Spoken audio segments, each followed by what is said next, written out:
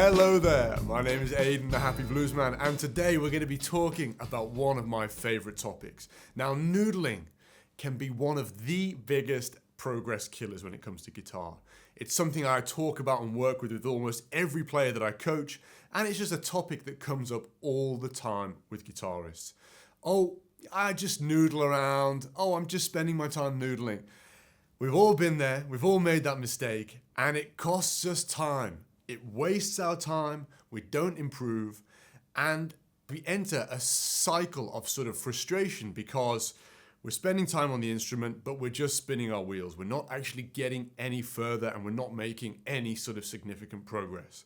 Now, I'm not talking about your Friday night sitting in front of the TV playing a little guitar noodling, or your Sunday morning with a coffee, little noodling on the acoustic or on electric.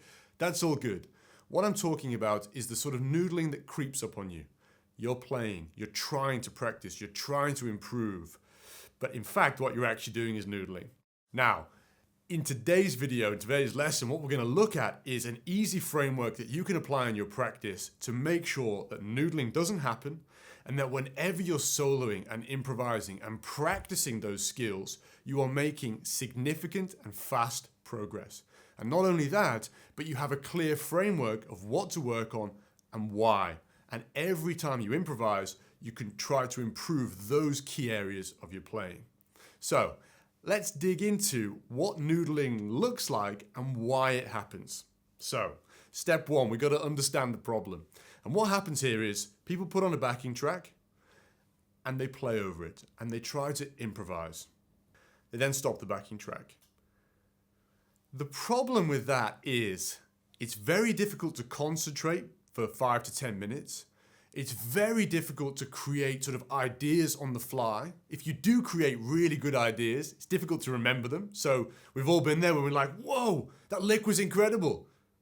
Oh, well, I played that like 3 minutes ago. I've forgotten everything and I have no mechanism for recreating it.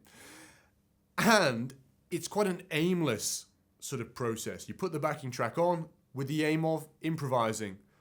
Well, how do you know if you did a good improvisation, a bad improvisation? If it wasn't to your liking, how are you going to make it better the next time?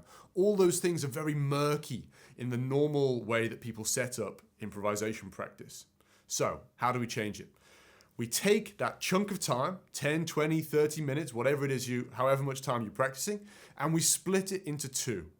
Stage number one, we break your improvisation down into clear and structured rounds in which every single round has a clear goal. And we'll talk about that in a moment.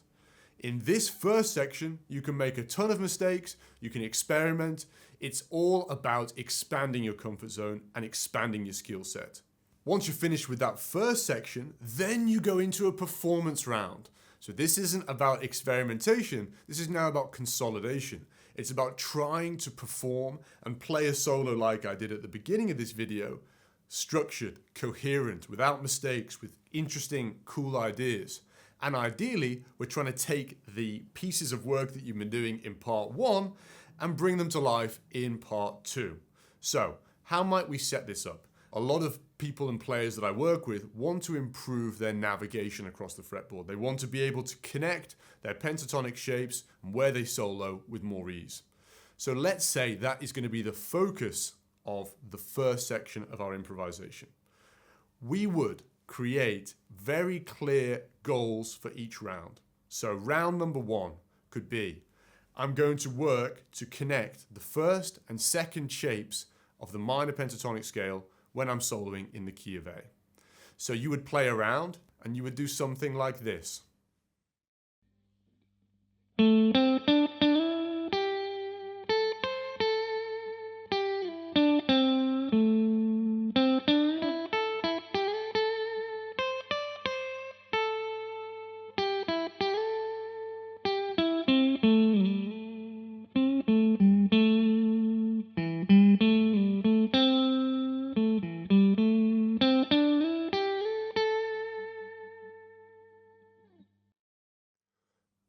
So in that first round, I was just doubling down on trying to move between the first and second shapes. What I ended up with was a fairly mechanical sounding solo. That is not the best solo of my life, and it should not be the best solo of your life either. What I'm trying to do there, or what that example player is doing, is trying to work on and consolidate connections between those two shapes.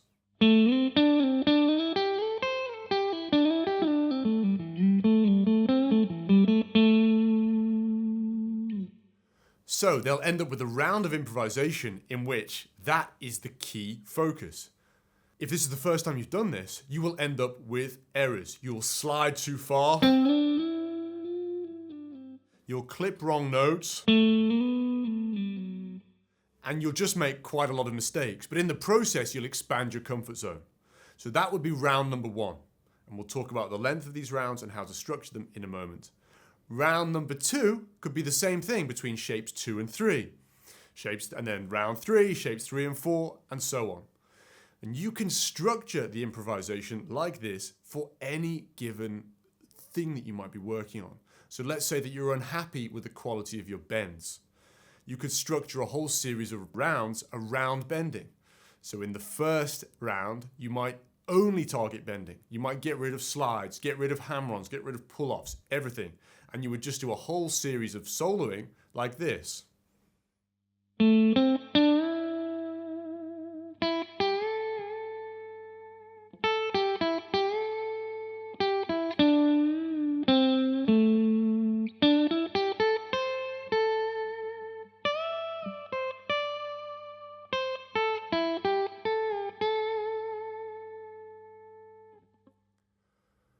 In the second round, you might target just pre-bends, so then you'd be doubling down on pre-bends. In the third round, you might be thinking about targeting bends and combining them with hammer-ons and pull-offs. It needs to be at that granular level. Why? Because then you will start to get new ideas. You're not just falling into that trap of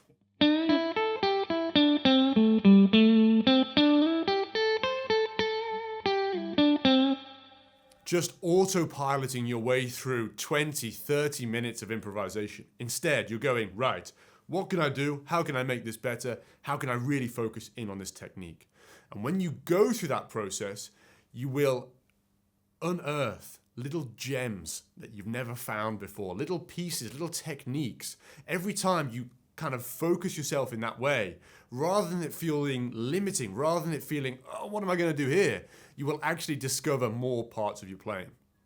So once you've gone through 4, 5, 6, 7 rounds, however many you can construct, and we'll talk about that in a moment, you then move into the performance element of the improvisation. So now you take those ideas and you actually put them over a backing track and you actually try and play and construct a solo. So if we take that example player who's trying to work on moving between shapes 1 and 2, rather than now filling the whole solo with slides,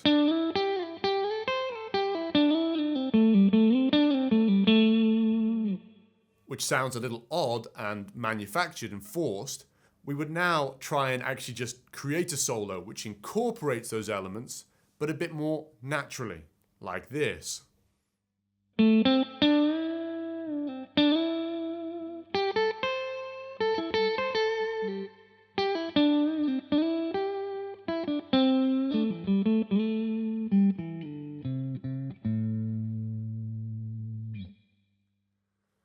Nice little bit of movement between the shapes, but happening in a slightly more organic and natural way.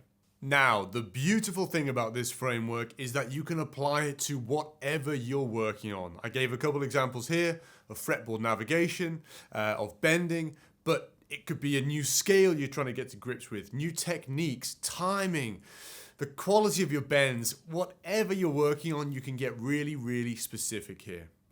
There's just a couple of little rules to think about to make this framework super successful for you and to integrate it properly into your practice. And they are as follows. Number 1, put time and effort into creating the rounds. Don't just in the heat of the moment say, oh, well, I'll try bending today, or I'll do this.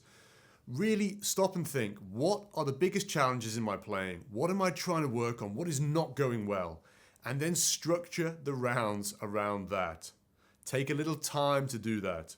It will pay off massively in the long run.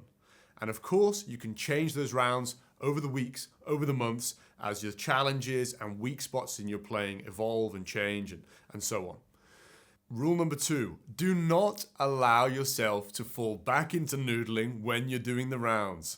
So if you start with the best of intentions and go, okay, I'm going to work on connecting shapes 1 and 2, and you have this connection already in your sort of pocket,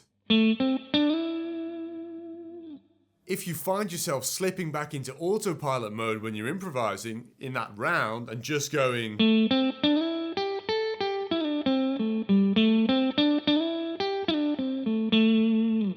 and nothing new is being created and you're not really pushing yourself, stop the clock.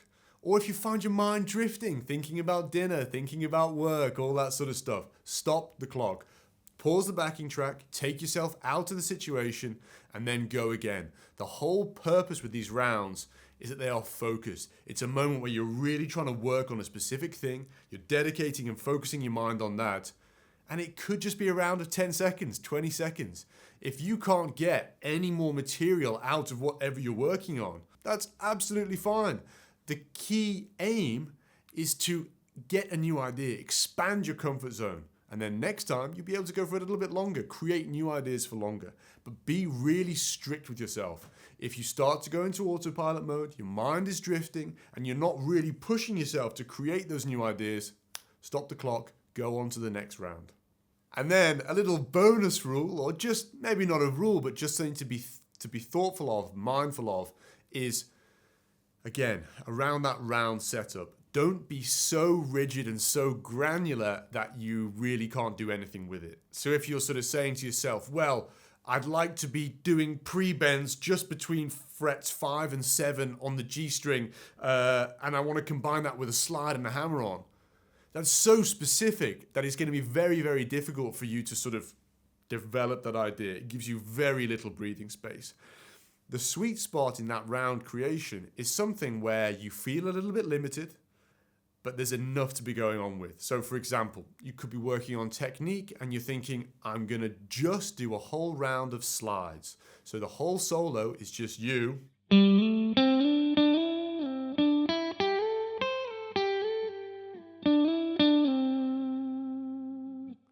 I cheated a bit because there was one pull off in there, but yes, you see what I mean? It's just, you're just chocking that solo full of slides. It's quite limiting because you're getting rid of bends and all that other good stuff, but it's not so limiting that you can't create ideas. So just think about that when you're setting up those rounds. Now, if you've got any questions about this, you can of course hit me up in the comments below. And if you want really in-depth support about how to set this up in your plan, you want to talk to me about which rounds you should be focusing on, how you should be structuring them, and if you actually want in-depth courses on a number of these sort of topics that we've covered today, like how to connect the pentatonic shapes, how to navigate around the fretboard, hit the link below, head over to the Blues Club. That's where I've got courses, resources, and a private messaging system where you can ask me any of this stuff as often as you like. So head in there, and I will see you soon. Otherwise, good luck, guys. Kill the noodling, and let's start making some progress. I'll see you soon.